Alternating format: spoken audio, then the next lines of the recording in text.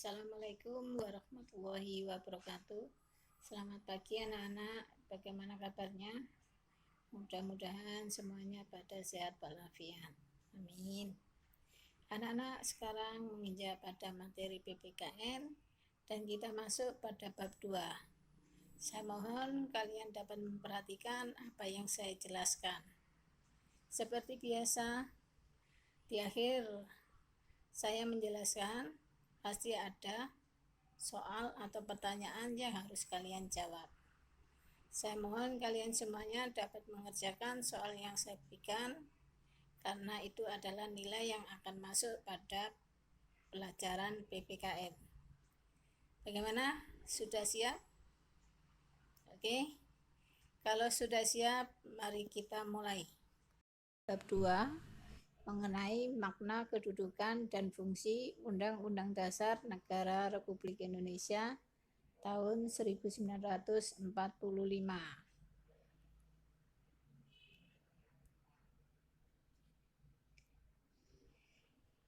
Sekarang mengenai hakikat atau A, hakikat konstitusi. 1. Pengertian konstitusi. Istilah konstitusi berasal dari bahasa Inggris yaitu constitution dan berasal dari bahasa Belanda atau constitut, yang dalam praktik ketatanegaraan Negara Republik Indonesia diartikan sama dengan Undang-Undang Dasar. Namun, sebenarnya dalam praktek ketatanegaraan secara umum, bahwa konstitusi lebih luas daripada Undang-Undang Dasar. Konstitusi meliputi keseluruhan peraturan, baik yang tertulis maupun yang tidak tertulis, yang mengatur secara mengikat bagaimana suatu pemerintahan diselenggarakan dalam suatu masyarakat negara.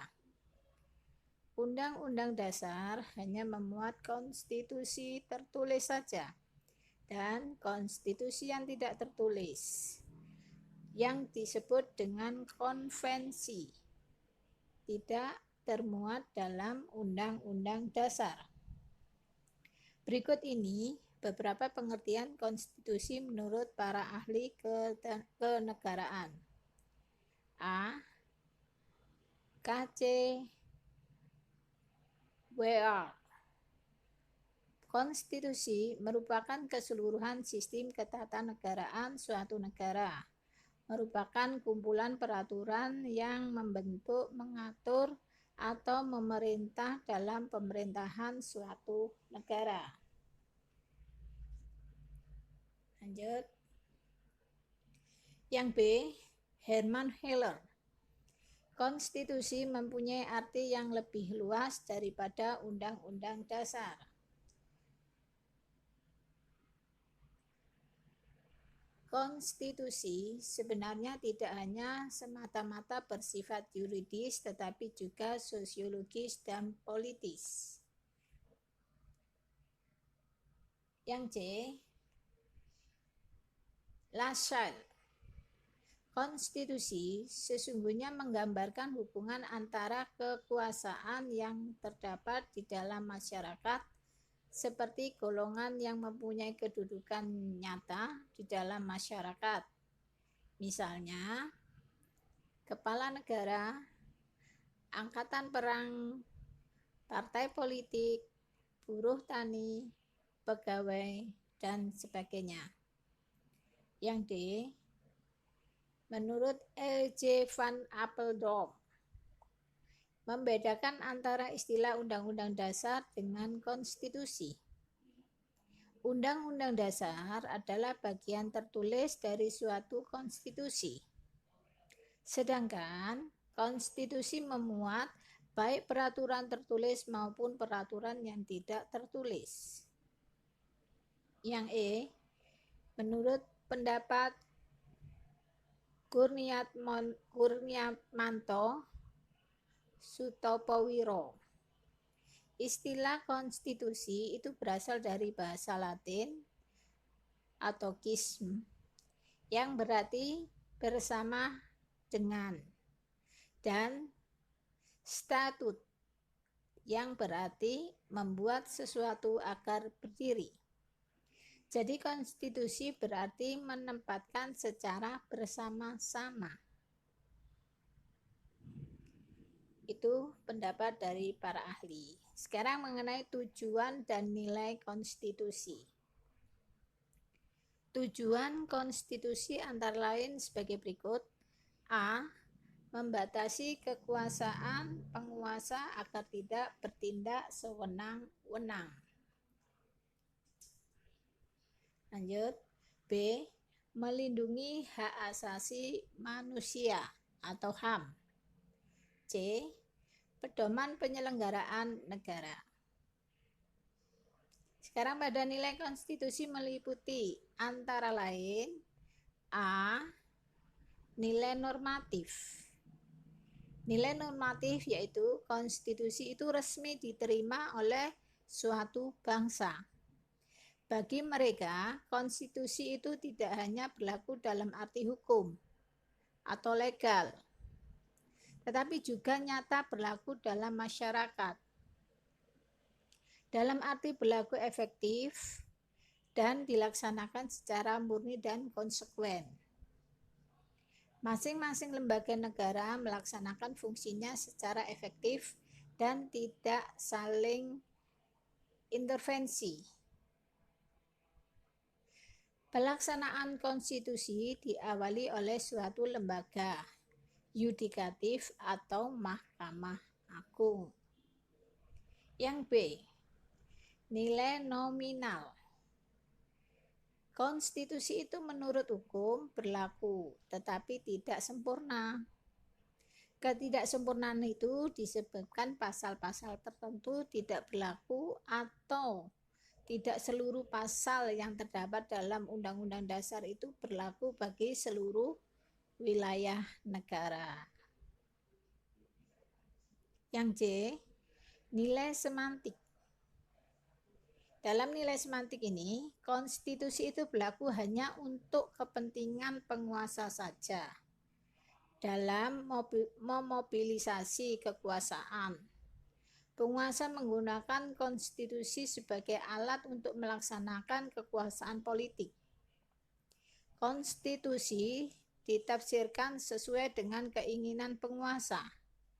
Pada masa Orde Lama dan Orde Baru, Undang-Undang Dasar Negara Republik Indonesia tahun 1945 dilaksanakan secara semantik, artinya dilaksanakan sesuai keinginan penguasa untuk mempertahankan kekuasaannya. Lanjut. 3. Macam-macam konstitusi. Menurut C.F. Strong, konstitusi itu terdiri atas A. Konstitusi tertulis. Konstitusi tertulis itu adalah aturan-aturan pokok dasar negara, bangunan negara, dan tata negara. Demikian juga aturan-aturan dasar lainnya yang mengatur perikehidupan suatu bangsa di dalam persekutuan hukum negara. Yang B. Konstitusi tidak tertulis atau konvensi. Konvensi yaitu berupa kebiasaan ketatanegaraan yang sering timbul. Adapun syarat-syarat konvensi adalah sebagai berikut. 1. Diakui dan dipergunakan berulang-ulang dalam praktek penyelenggaraan negara. 2. Tidak bertentangan dengan Undang-Undang Dasar Negara Republik Indonesia tahun 1945. 3. Memperhatikan pelaksanaan Undang-Undang Dasar Negara Republik Indonesia tahun 1945. Secara teoritis, konstitusi itu dibedakan menjadi dua, yaitu A. konstitusi politik, yaitu berisi tentang norma-norma dalam penyelenggaraan negara, hubungan masyarakat, hubungan rakyat dengan pemerintah, hubungan antar lembaga negara. Yang B, konstitusi sosial, yaitu konstitusi yang mengandung cita-cita sosial bangsa, rumusan filosofis negara, sistem sosial, sistem ekonomi, dan sistem politik yang ingin dikembangkan bangsa itu. Lanjut. Substansi konstitusi negara. Konstitusi atau undang-undang dasar dapat diartikan sebagai peraturan dasar negara yang memuat ketentuan-ketentuan pokok dan menjadi satu sumber perundang-undangan. A. Unsur atau substansi sebuah konstitusi. Ada beberapa pendapat tentang isi konstitusi, antara lain sebagai berikut. 1. Menurut pendapat Sri Sumantri, konstitusi berisi 3 hal pokok, yaitu A. Jaminan terhadap hak asasi manusia dan warga negaranya. B. Susunan ketatanegaraan yang bersifat fundamental. C. Pembagian dan pembatasan tugas ketatanegaraan. Yang kedua, ini menurut pendapat Miriam Budiarjo. Konstitusi memuat tentang A. Organisasi negara, B. Hak asasi manusia atau HAM, C. Prosedur penyelesaian masalah pelanggaran hukum, D. Cara perubahan konstitusi. Sekarang yang B, mengenai sifat konstitusi negara. Konstitusi negara dapat diklasifikasikan berdasarkan sifat dari konstitusi. Sebagai undang-undang dasar, konstitusi dalam suatu negara memiliki sifat pokok, yaitu fleksibel atau luas dan rigid atau kaku. Lanjut. Undang-undang dasar dikatakan fleksibel atau luas apabila konstitusi atau undang-undang dasar itu memungkinkan untuk berubah sesuai dengan perkembangan, dan dikatakan rigid jika sulit untuk dirubah. Sekarang yang kelima, konstitusi negara Indonesia.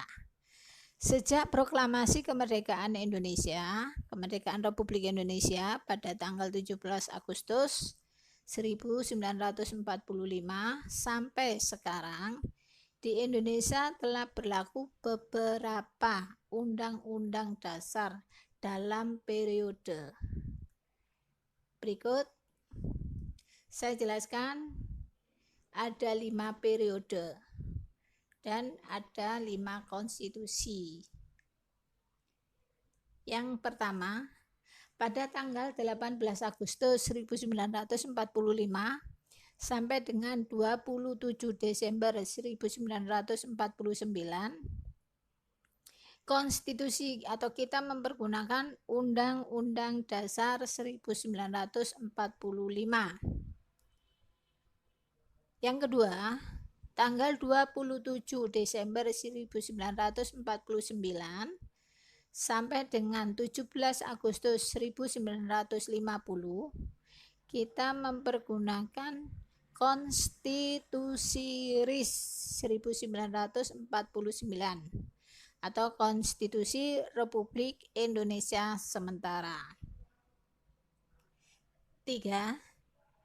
Pada tanggal 17 Agustus 1950 sampai dengan 5 Juli 1959, konstitusi kita mempergunakan Undang-Undang Dasar Sementara 1950 atau UUDS 1950.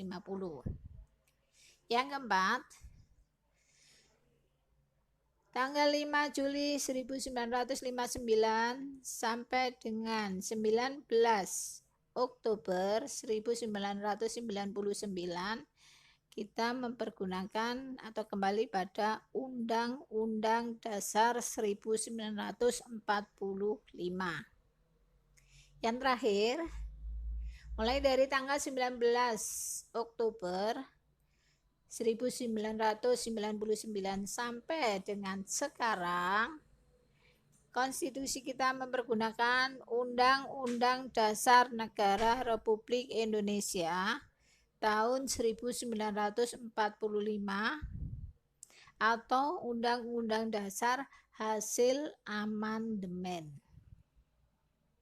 Nah, disinilah atau sampai disinilah penjelasan yang saya berikan. Nanti jangan lupa ada tugas yang harus dikerjakan. Saya mohon kalian semuanya mengerjakan karena ini merupakan nilai yang harus saya masukkan untuk materi PPKN. Selamat mengerjakan. Saya akhiri. Wassalamualaikum warahmatullahi wabarakatuh.